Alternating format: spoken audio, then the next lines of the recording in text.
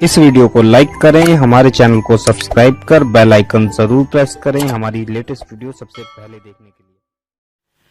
आम तौर पर मियां बीवी में जो प्रॉब्लम और झगड़ा होता है ना, दोनों की वजह से कम, थर्ड की वजह से ज्यादा होता है, तीसरे की वजह से। ननंद की वजह से हो गया, जेठानी की वजह से हो गया, उनके बच्चों की वजह से हो गया, सास की वजह से हो गया, ससुराल वालों की तरफ से, यानी इस तरीके से तीसरे के लिए दोनों के दरमियान झगड़ा हो जाता है। तो मैं आपसे अर्ज करूं कि आप तीसरे के लिए अपनी जिंदगी हराम क्यों करते हो? क्यों जिंदगी बर्बाद करते हो आप? तो तीसरे के लिए उलझो नहीं, बल्कि अपने एक दूसरे के लिए प्यार, मोहब्बत और उल्फत के साथ जिंदगी गुजारने की कोशिश करो। मर्द को चाहिए कि अपनी बीवी को इग्नोर करने से परहेज करे और साथ ही साथ अपनी बीवी का भरपूर ख्याल रखे, उसकी जरूरतों का ख्याल रखे। एक और चीज होती है बड़ी मादरत के साथ कि मर्द अपने मोबाइल का पासवर्ड या अपना मोबाइल छुपा के तकिए के नीचे रखेगा कि बीवी के हाथ न लग जाए, और यही हाल बीवी का है। वो अपना पासवर्ड अलग रखती है, शौहर को मालूम ही नहीं होता। अगर कहीं से पता चल जाए तो फौरन चेंज कर देती है। भाई मैं ये पूछना चाहता हूं कि जब दोनों के दरमियान कॉन्फिडेंस नहीं होगा तो जिंदगी कैसे गुजरेगी? कैसे गुजरेगी? कैसे जिंदगी गुजरेगी आप मुझे बताएं। तो बाहमी एतमाद, दोनों का एक दूसरे के बारे में ये कॉन्फिडेंस कि मेरा शौहर मेरे अलावा किसी और की मोहब्बत में गिरफ्तार नहीं है, और यही पोजीशन शौहर के दिल में होनी चाहिए, और शौहर को इत्मीनान होना चाहिए कि मेरी बीवी के दिल और ख्यालों के अंदर कोई और नहीं है। अब छोड़ दीजिए अपने मोबाइल को, आराम से रखिए, कोई टेंशन की बात नहीं। लेकिन ये सब आपसी रिश्ते को खराब करने वाली चीजें हैं, इससे परहेज करें। इसी तरीके से एक और चीज जो है वो ये है कि अपनी बीवी के सामने किसी और लड़की या औरत की तारीफ करना। मैं गया था फलां के यहां, यार उसकी बीवी कितनी अच्छी लगती है, कितना अच्छा खाना बनाती है, तुझे तो कुछ आता ही नहीं है। ये जो सारी चीजें हैं ये रिश्ते को खराब करती हैं। और सुनो, ये हदीस याद रखना, मेरे आका सल्लल्लाहु अलैहि वसल्लम ने कभी भी खाने में ऐब नहीं निकाला और न इसे पसंद फरमाया। नमक कम हो हुजूर खा लेते थे, ज्यादा हो हुजूर खा लेते थे। ऐब कभी सरकार सल्लल्लाहु अलैहि वसल्लम ने नहीं निकाला। लेकिन आज ये छोटी छोटी चीजें आपसी इंतशार का सबब बन जाती हैं और इख्तिलाफ का जरिया बन जाती हैं। मेरे प्यारे आका सल्लल्लाहु अलैहि वसल्लम के प्यारे दीवानों, चंद चीजों को हमेशा के लिए जहन में महफूज कर लो। पहली चीज कि आपने बहैसियत शौहर बीवी की जिम्मेदारी कबूल कर ली है। अब उसका सुख, उसका दुख, उसका लुक, उसकी आदत, उसकी सारी चीजें कबूल करने के साथ साथ उसकी जिम्मेदारी को निभाना ये आपकी रिस्पॉन्सिबिलिटी है। यहां एक और करेक्शन में करता हुआ चलूं कि अब हालात थोड़े से चेंज हो रहे हैं। गरीब की लड़की से कोई गरीब भी शादी करने के लिए लड़का तैयार नहीं है। लड़का चाहता है मैं ऐसी लड़की से शादी करूं जिसके बाप के पास बेशुमार दौलत हो, ताकि मेरी नस्लों की नस्लें खाती रहें। यह सोच भी बदली। और आज बहुत सारे ऐसे मर्द हैं जो ससुराल के पैसों पर पलते नजर आते हैं और जिंदगी गुजारते नजर आते हैं। तो जाहिर सी बात है कि बीवी के टुकड़ों पर पलने वाले की कोई इज्जत तो नहीं होती ना, कोई मकाम तो नहीं होता। आपने रिस्पॉन्सिबिलिटी ली है, बीवी ने तो आपको पालने की रिस्पॉन्सिबिलिटी नहीं ली। तो मेहनत करो, मशक्कत करो, उनकी जरूरियात को पूरी करो।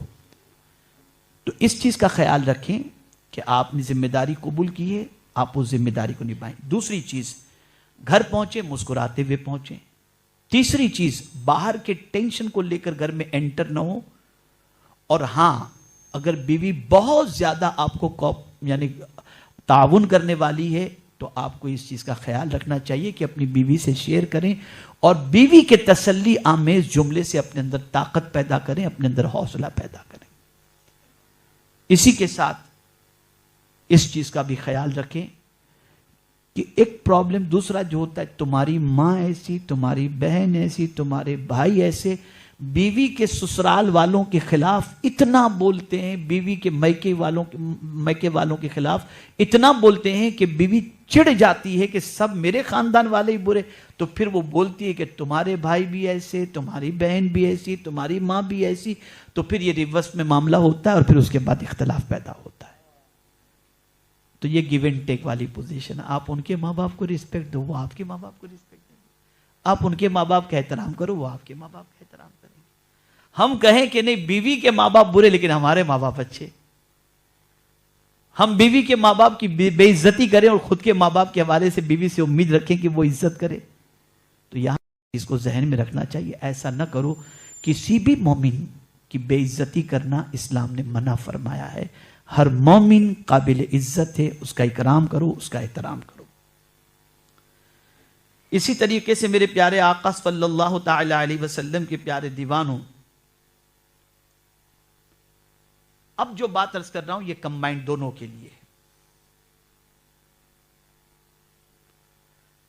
خاص طور پر مردوں کے لیے۔ کسی خوبصورت لڑکی کو دیکھنے کے بعد اس کی چاہت پیدا ہوتی ہے، اور اس خوبصورتی کو کون پسند کرتا ہے؟ آنکھ۔ توجہ چاہوں گا، مرد یہ جملے کو ذہن میں رکھیں۔ رنگ کون پسند کرتا ہے؟ آنکھ، اس لیے کہ آنکھ نے دیکھا نا، آنکھ میں خوبصورتی سما گئی تو آنکھ نے اسے پسند کر لیا۔ تو آنکھ کی پسند خوبصورتی ہے اور دل کی پسند خوبصورتی ہے۔ دل کو جو چیز پسند ہوتی ہے وہ خوبصورت، اگر کسی لڑکی کی سیرت اچھی ہے تو وہ دل قبول کرتا ہے، اور خوبصورت ہے تو آنکھ قبول کرتی ہے۔ تو آپ کو دل کو سکون دینا ہے یا آنکھ کو سکون دینا ہے؟ یاد رکھیں، اگر آپ نے کسی فورین کی لڑکی سے اپنی شادی کر لی اور اٹھتے بیٹھتے آپ کو نچائے اور کہے کہ یہ تو میرا بوائے فرینڈ تھا، یہ میرا دوست ہے، اس سے ملیے، تو آپ کی زندگی حرام بن جائے گی۔ لیکن اگر کسی کا کیریکٹر اچھا ہے اور کبھی کسی لڑکے کی طرف نگاہ اٹھا کر کے نہیں دیکھتی تو آپ کی پوری زندگی اطمینان سے گزرے گی۔ نہ ماں آپ کو تانا دے گی، نہ سوسائٹی آپ کو تانا دے گی کہ تیری بیوی کو فلاں کے ساتھ میں نے دیکھا ہے، فلاں کے ساتھ دیکھا ہے، بلکہ اس کے اچھے بیہیویئر کی بنیاد پر تم کو سوسائٹی کے اندر عزت ملے گی اور مقام ملے گا۔ تو وہ لوگ جو خوبصورتی پر مرتے ہیں ان کو میں کہوں گا آپ سیرت تلاش کرو، آپ سیرت کو دیکھو، اس لیے کہ انسان کو بلندی سیرت کی بنیاد پر ملتی ہے۔ حسن تو دو دنوں کا ہے بھائی، کئی اچھے خوبصورت لوگ اور کئی اچھی حسینائیں جو ہے بوڑھی ہونے کے بعد اتنی بھدی نظر آتی ہیں کہ ایسا لگتا ہے کہ یہ ڈھانچہ کہاں سے آ گیا۔ تو خوبصورتی تو رہنے والی نہیں ہے۔ تو بسا اوقات ایسا ہوتا ہے کہ انسان جو ہے وہ دیکھ کر کے فریفتہ ہو جاتا ہے اور پھر بس دیوانہ وار گھومتا رہتا ہے، پاگل ہو جاتا ہے، لیکن اسے سمجھنا چاہیے کہ یہ چیز اس کے لیے اچھی نہیں ہے۔ اسی طریقے سے ایک اور چیز مردوں کو ذہن میں رکھنی چاہیے، یہ بھی کمبائنڈ ہے عورتوں کے لیے بھی، چھوٹی چھوٹی غلطی کو پہاڑ نہ بناؤ، نظر انداز کرو۔ اگر آپ نے چھوٹی چھوٹی غلطی کو پہاڑ بنا دیا تو پھر زندگی گزارنا مشکل ہوگا۔ آپ مرد ہیں اور آپ بڑے دل والے ہیں، اپنا بڑا دل رکھ کر کے چھوٹی غلطیوں کو معاف کرتے رہو۔ تم ان کو معاف کرو، اللہ تم کو معاف فرما دے گا،